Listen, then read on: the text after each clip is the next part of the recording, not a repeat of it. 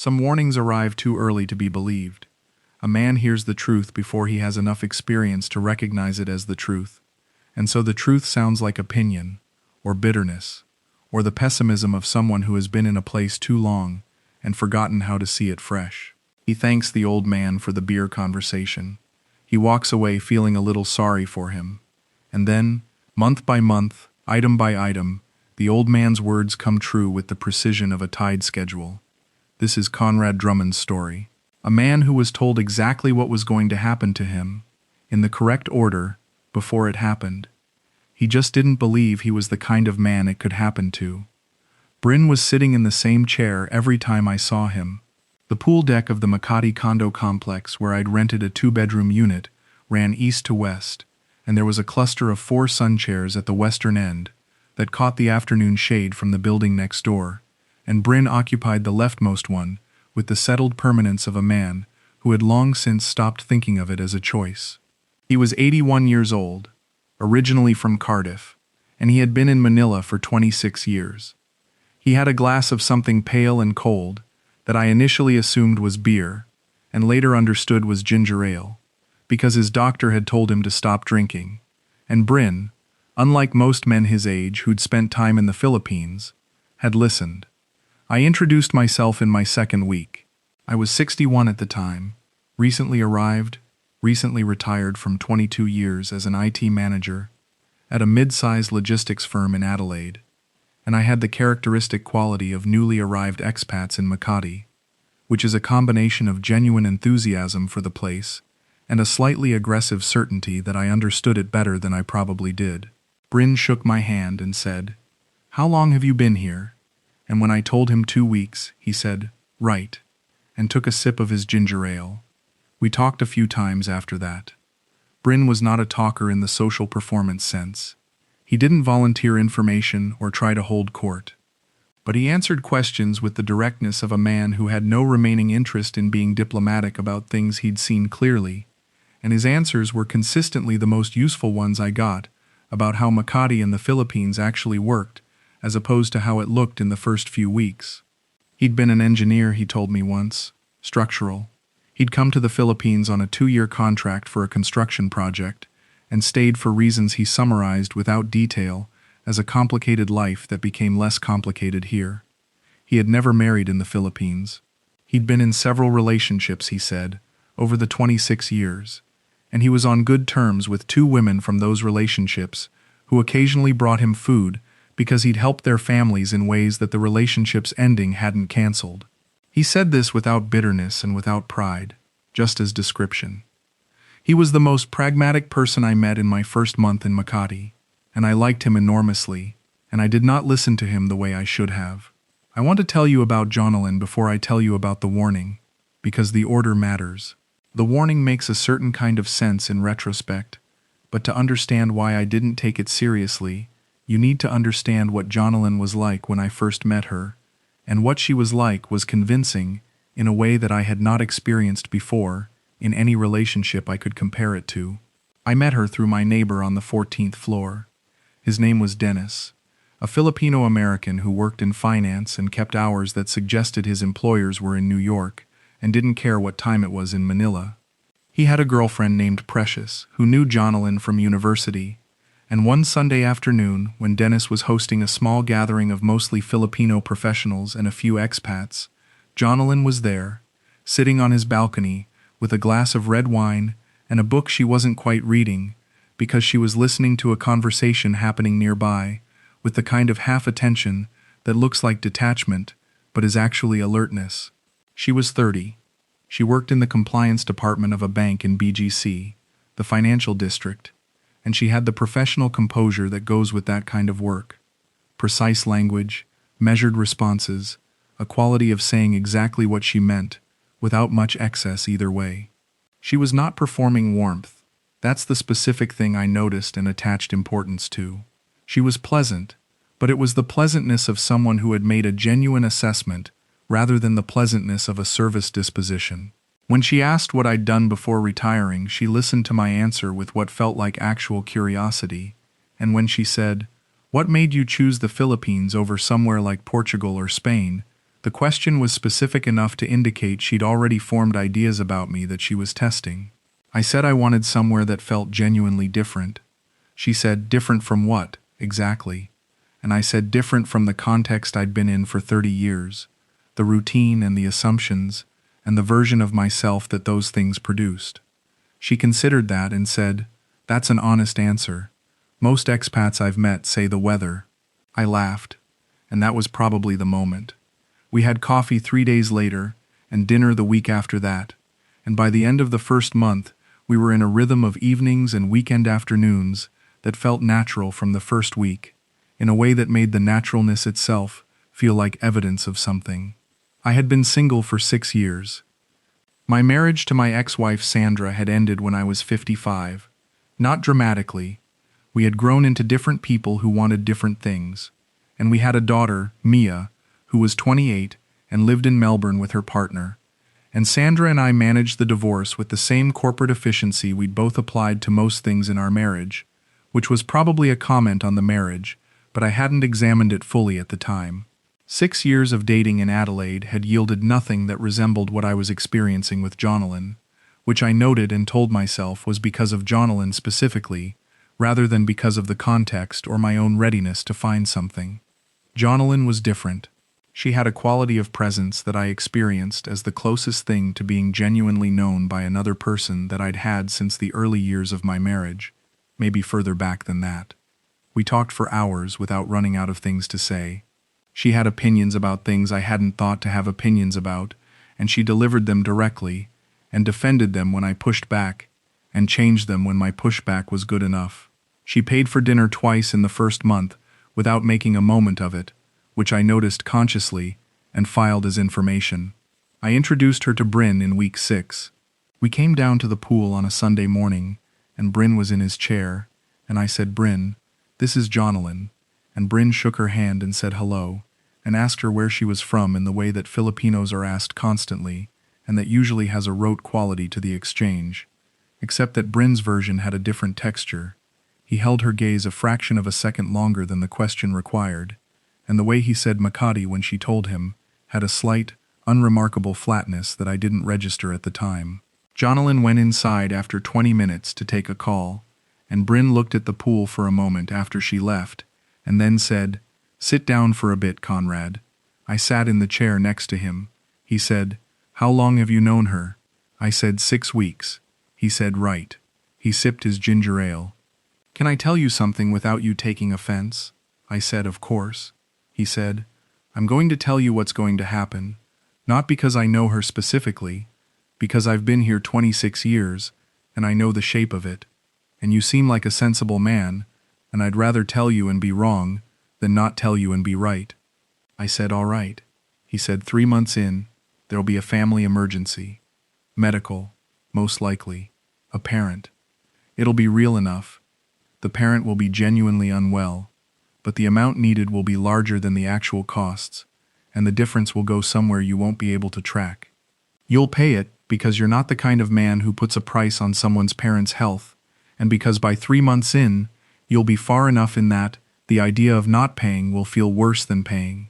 I was listening with the expression I used in meetings when a junior colleague was presenting something I thought I'd heard before. Attentive, not dismissive, a little ahead of the material, he continued. Around month 6 or 7, something to do with land or a store, a business opportunity, something that sounds like an investment rather than a gift. It'll come through a family member, not through her directly, and it'll be framed as something she's embarrassed to raise but feels obligated to mention. The family member will have a specific amount and a specific reason, and the documentation will be detailed enough to seem real. I said, Bryn. He said, I'm not finished. You'll meet the family somewhere between month 3 and month 6, and when you meet them there'll be one person who does most of the talking. Not her parents, a relative, an aunt or a cousin or an uncle who has a certain kind of energy, like they've been designated for the conversation. That person will be warm and specific, and will make you feel included in the family in a way that's intended to make you feel obligated to it. I said, I think you're describing a type, not a person. He said, I am describing a type. I'm telling you that your person fits the type. I might be wrong. I hope I'm wrong. But I've watched this specific play from this specific chair for a long time, and the staging is the same because the economics are the same, and the economics don't change. I said, what happens when you push back? He said, when you push back the first time, not the second or the third, the first significant pushback, she'll go quiet. Not angry, not upset, just absent. She'll still be technically present in the relationship, but the warmth will be off, and you'll feel the absence of it like a change in temperature. And after a week or 10 days of that, you'll find a way to resolve it by giving her what she asked for, because the silence will be more painful than the money. I sat with all of that for a moment. Then I said, Bryn, with respect, you've just described the arc of quite a few relationships I've heard about from other men in this building. It doesn't mean it applies to Jonalyn. He looked at the pool. He said, no, it doesn't mean that. He sipped his ginger ale. I hope I'm right about that. I bought him a beer. He declined it, so I bought him another ginger ale, and we sat there for another 20 minutes talking about something else. And when Jonalyn came back out, she sat beside me, and the three of us talked about the city, and about Wales, and about whether the weather in Adelaide was as relentlessly flat as she'd read, and Bryn was perfectly pleasant, and gave nothing away. I walked back upstairs with Jonalyn, and I thought, that's what 26 years in one place does to a person. It makes everything look like the same story. Bryn was a good man, who had seen enough variations of a particular situation that he'd stopped being able to see past the pattern to the individual. That was a professional hazard, I thought. The same way long-service IT managers started seeing every problem as a variation on a problem they'd already solved, sometimes accurately, and sometimes at the cost of seeing what was actually in front of them. I was being generous to myself with that analysis. I understand that now. The next 3 months were the best of what Jonalyn and I had. Best is not the wrong word. The ease between us deepened rather than fading the way ease sometimes does once the novelty is gone, and I took that as the significant indicator it usually is. She had a dry, specific humor that I found increasingly funny as I understood her reference points better. She knew Makati in the way that someone who grew up near a place knows it. Not the tourist infrastructure, but the actual texture of it. The good market on a particular side street. The restaurant in a Poblacion alley that was better than anything on the main road. The particular quality of the BGC evening when the workers came out, and the city had a different energy for 2 hours before it settled into night. I learned the city through her learning of it, and that felt like a genuine gift. She mentioned her mother in month 4. Casual. First, her mother had been having some symptoms that the local clinic had referred on to a specialist. Probably nothing. They were looking into it. I said I hoped it was nothing. She said she was sure it was. 2 weeks later, she came to the apartment on a Wednesday evening, and she was quieter than usual, in a way that had a specific quality to it, controlled rather than absent, like someone managing something. I asked what was wrong. She told me the diagnosis. Her mother had a kidney condition that was advancing faster than the initial assessment had suggested, and the recommended treatment, a course that the specialist considered necessary rather than elective, was only available through a private hospital at a cost that was significantly beyond her family's means. I said, how much? She said she hadn't finished the consultation about costs yet. She said she wasn't asking me for anything. She said she just wanted me to know what was happening with her family, because that felt like the right thing between two people who were serious about each other. I said, when you have the numbers, tell me. She said, Conrad. I said, tell me the numbers when you have them. The number she brought me 10 days later was $12,000. She brought it on a Friday evening, with a printed quote from the hospital and a letter from the specialist on clinic letterhead. She said her sister was contributing what she could, and the family had savings that covered a portion, and the gap was $12,000. She said she had been looking at a personal loan from her bank, but the interest rate was very high, and the timeline of approvals was too long, given what the specialist had said about the progression. I said, I'll transfer it Monday. She said, I want to pay you back. I said, we'll talk about that later, Monday. She looked at me for a long time. Then she said, you don't have to do this. And I said, I knew I didn't, and I transferred a $12,000 on Monday morning before I'd finished my first coffee. That evening, sitting on the balcony after dinner, I thought about Bryn. I thought about his timetable. 3 months, medical, a parent. We were at month 4, 1 month off, and the category matched. I sat with that and I worked through it analytically, the way I'd worked through problems for 22 years in IT, looking for the logical gaps. The fact that Bryn had predicted a medical emergency at month 3 and one had occurred at month 4 didn't confirm his framework. Post hoc pattern matching. Families have medical emergencies.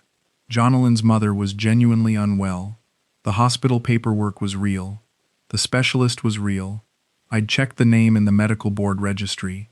A real medical emergency was not evidence of a fraudulent relationship. I closed that analysis and went to bed. Mia called me that week. We spoke most Sundays, but she'd called on a Wednesday, which meant something specific was on her mind. She asked how Jonalyn was. I told her well. She asked how things were going in general, and I said well again, and described the last few weeks with the even tone I use when I'm not inviting scrutiny. She said, "Dad, a girl at my office has a friend whose dad is in Cebu, and he's had some. She says it's common for expat men there to get into relationships where the woman's family needs a lot of financial help. I'm not saying Jonalyn is that. I just want to know that you're being careful." I said, "I'm being careful, Mia." She said, "Okay, I trust you." I said, "I know you do." After we hung up, I thought about the fact that both my daughter and an 81-year-old Welshman who'd been in Manila for 26 years had offered me the same essential caution within 3 weeks of each other. And I thought about what that coincidence meant, and then I decided it meant that the people around me had absorbed enough general narrative about expat men and Filipino women to be cautious on my behalf in a way that wasn't specific to Jonalyn and therefore didn't apply.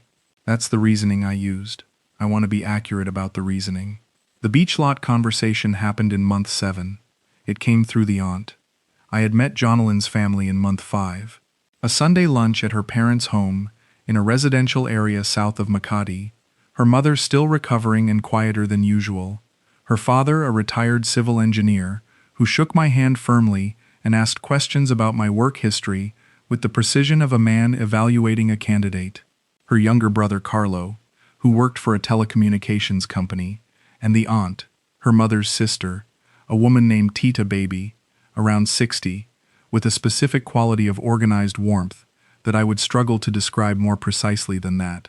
She had prepared most of the food. She asked most of the questions. She was interested in Adelaide in a way that required detail, and she managed the transitions in conversation with a social fluency that made everything feel easy and included rather than assessed, though in retrospect, assessed is the more accurate word. Tita Baby rang Jonalyn in month 7, and Jonalyn told me about it on the balcony after dinner.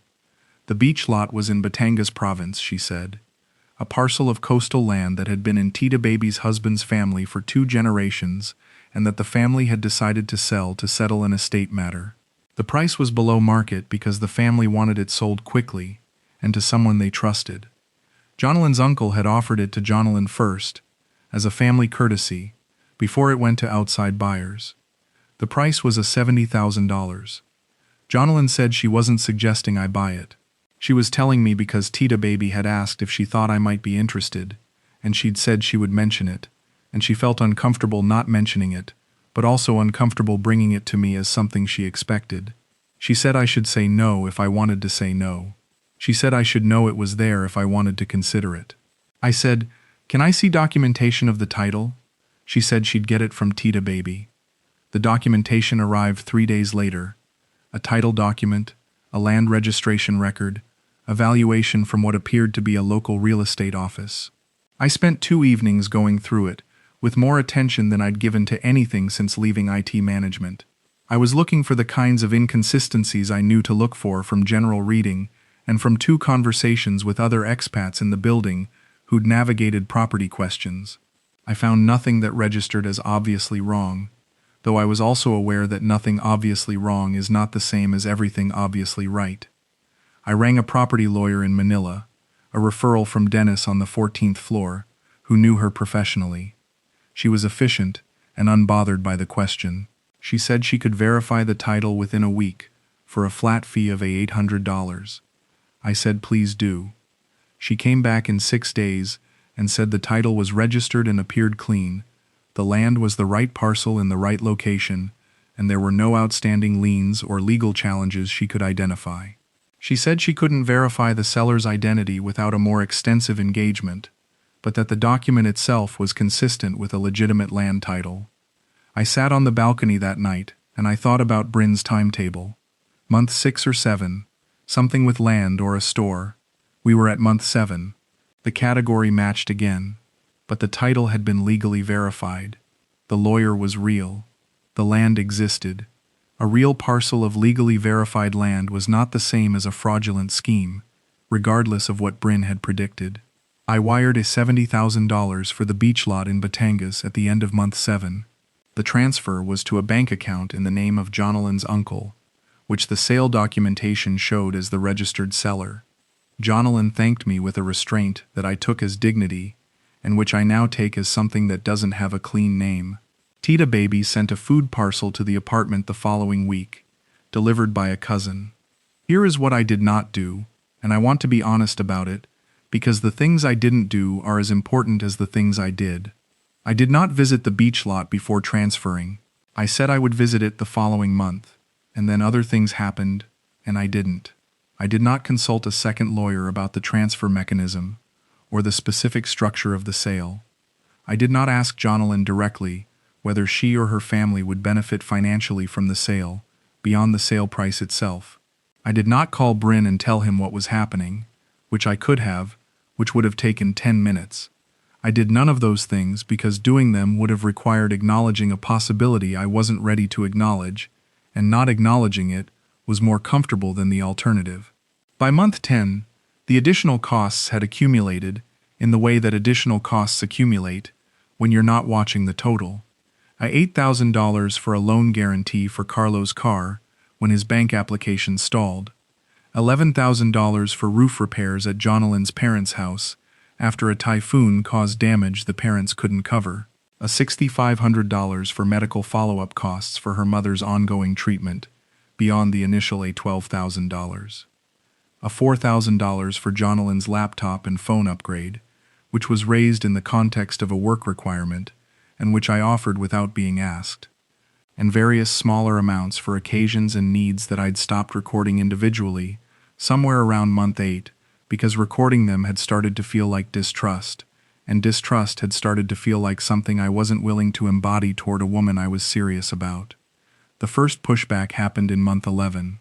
An invoice arrived, or rather, Jonalyn described an invoice that hadn't arrived yet, for a second stage of legal fees related to the beach lot transfer, fees that the lawyer managing the title had apparently not included in the original quote, because they were contingent on a government processing step that had been triggered. The amount was $18,000. I said, "I'd like to see the invoice." She said it was coming from the lawyer's office. I said, "Before I transfer anything, I'd like to see the invoice, and I'd like to call the lawyer's office directly." There was a pause. Not a dramatic pause. Just a moment of the conversation rearranging itself around the new quality of what I'd said. She said, "Of course. I'll get it to you." The invoice arrived the following day. I called the lawyer's office whose name appeared on the letterhead. The receptionist said the lawyer was with a client and would return my call. She did not return my call that day. I called again the next morning. The receptionist said the lawyer had a message for me and read it out. The invoice was correct.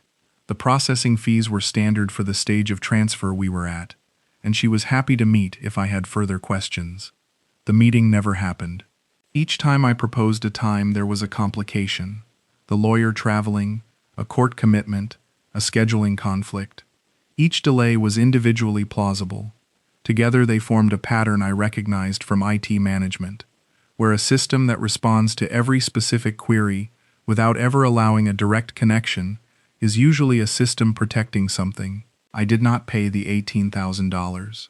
I told Jonalyn on a Thursday evening that I was waiting for the direct meeting with the lawyer before I transferred anything further. I said it calmly. I said I thought it was a reasonable thing to want given the amount involved. She said, I understand. That was the beginning of the silence. It wasn't anger. I want to be clear about that because anger would have been easier to hold firm against. It was withdrawal. Jonalyn continued to be technically present in the relationship. She answered calls. She responded to messages. She came to the apartment twice that week. But the quality of her presence was different. The warmth that had always been the thing I most valued about our time together was operating at a reduced level. The way a room gets colder when the heating is turned down, incrementally, rather than switched off. Nothing to point to directly. Everything slightly different. I lasted 9 days. On the 9th day I sent her a message saying I'd transfer the $18,000 and we could arrange the direct meeting with the lawyer separately, at a time that worked. She replied within an hour. She came over that evening and made dinner, and the warmth was back at its full level, and we watched a film, and had a normal evening, and I sat there in my own apartment, feeling the relief of the silence ending, and knowing that the relief was the point, that the silence had been designed to produce exactly this relief, and that I had followed the script precisely, and the cost of the relief was $18,000. By the time it fully ended, meaning the time when I finally stopped transferring money and acknowledged to myself what had been happening, the total was $220,000. I know that number with precision because I had the spreadsheet I'd been maintaining, and then not looking at, and I looked at it, finally, properly, on a Monday morning in month 16, when Jonalyn mentioned a need related to Tita Baby's husband's medical condition, and I opened the spreadsheet and saw the number and did not close it. A $220,000 over 16 months, in amounts that had ranged from $800 to $70,000, and that had each, at the time of transfer, had a reason attached to it that was specific and documented, and that I had evaluated and found plausible and acted on. I didn't confront Jonalyn with the total immediately. I spent 3 days first, thinking through what I actually knew as opposed to what I suspected. What I knew was the total. What I knew was that several of the needs, particularly the beach lot legal fees and the lawyer who was never available, had a structure that didn't survive scrutiny. What I suspected, but couldn't prove, was that some or most of the other amounts had also gone somewhere other than their stated purpose.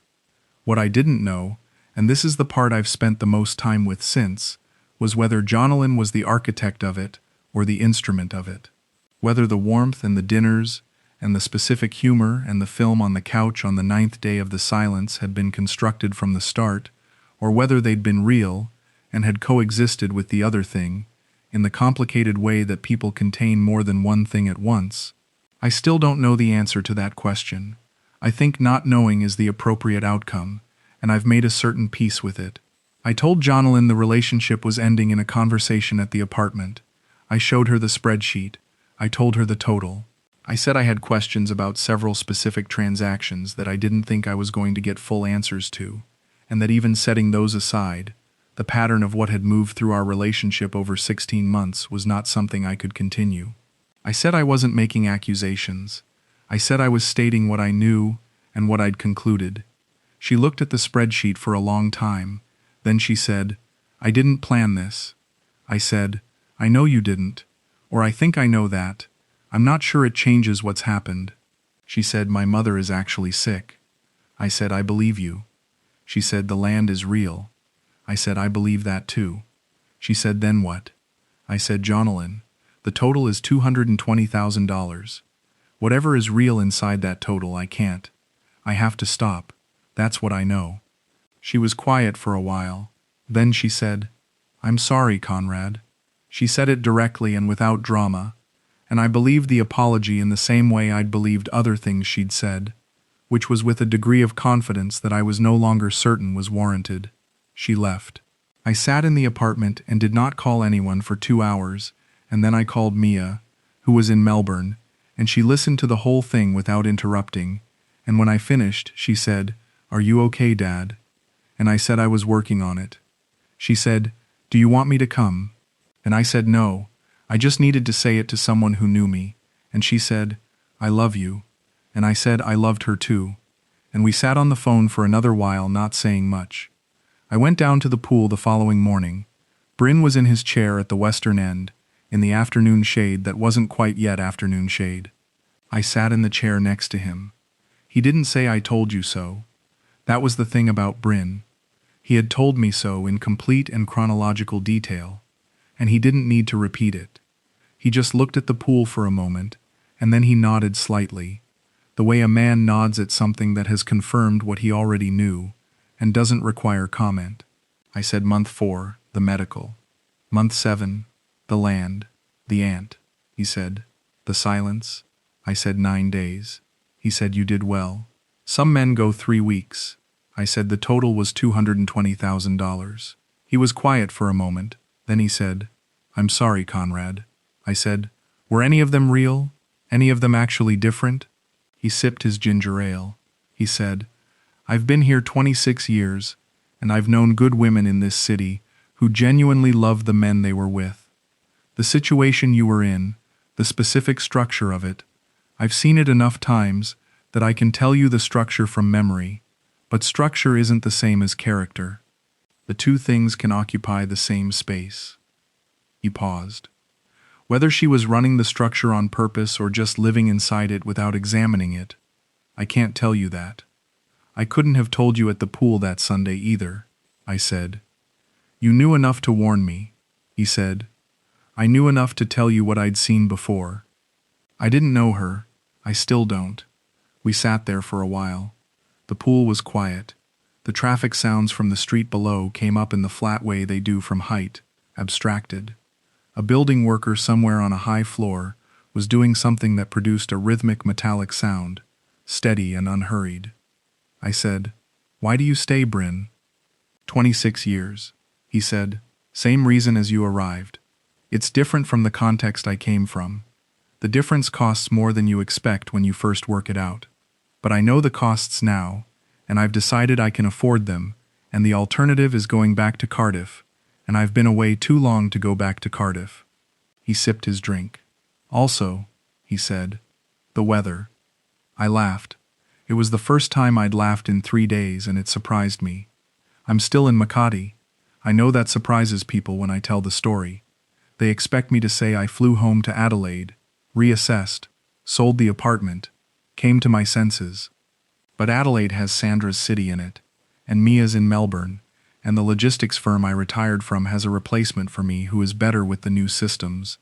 And the life I built in that city is a life that worked well enough for 30 years, and then stopped fitting me, and I don't know how to go back and make it fit again. What I've done instead is stay here and do it differently. I have a budget that I look at every week, and that I don't deviate from. I have a simple framework for the relationships I enter now. Not cynical, not closed, but with a clarity about what I'm willing to contribute and under what terms that I didn't have when I first arrived. I have a property lawyer on a retained basis, who I consult before I commit to anything, which costs $300 a month, and has already saved me from 2 situations that look different from the outside than from a legal perspective. I have Bryn's company most afternoons at the western end of the pool. He doesn't hold the $220,000 over me. He doesn't reference it except when I bring it up, which I do sometimes, because I'm still processing it, and processing things out loud helps me. He listens and says what seems true, rather than what seems kind, and I've come to value that more than I'd expected to value it. I told him last week that I'd been thinking about what he'd said the morning after Jonalyn left, about structure and character occupying the same space. I said I thought I understood it more now than I had then. He asked what I understood. I said I thought what he meant was that a person can genuinely care about you, and also be embedded in a set of circumstances and expectations that produce behavior that damages you, and that those two things aren't contradictory, even though they feel like they should be. He said, That's about right. I said, It would be easier if it were simpler. He said, Yes, it would. I said, Did you know it would be $220,000? He said, I knew it would be a significant amount. The specific number I couldn't have told you. He paused. The specific number is always different. The structure is the same. I said, I thought I was the audience. He said, I know. I said, I was the stage. He sipped his ginger ale and looked at the pool, and didn't say anything. which was the right response. And we sat there in the afternoon shade while the city went about its business below us, and the metallic sound from the high floor continued its steady, unhurried rhythm. And eventually the shade moved, and we both shifted our chairs and stayed anyway. I'm 62 now. I have enough left to live on here for a long time if I'm sensible. I have Mia, who calls on Sundays without fail, and who came to Makati in June for 2 weeks, and sat on my balcony and liked the city more than she'd expected to, and said, carefully, at the end of the visit, I can see why you stay. I have an Adelaide that I'll go back to when it's time, which I don't think is yet. I have the mornings, which are the best thing about this city if you're up early enough. The quality of the light before the heat builds, the streets finding their rhythm, the coffee from the place on the ground floor of the building that opens at 6:30, and where the same man has made my flat white for 11 months, and has started having it ready when he sees me coming. That's not nothing. That's actually quite a lot.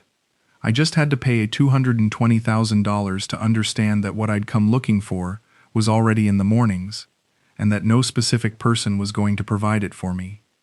Bryn probably knew that too. He just waited for me to work it out for myself.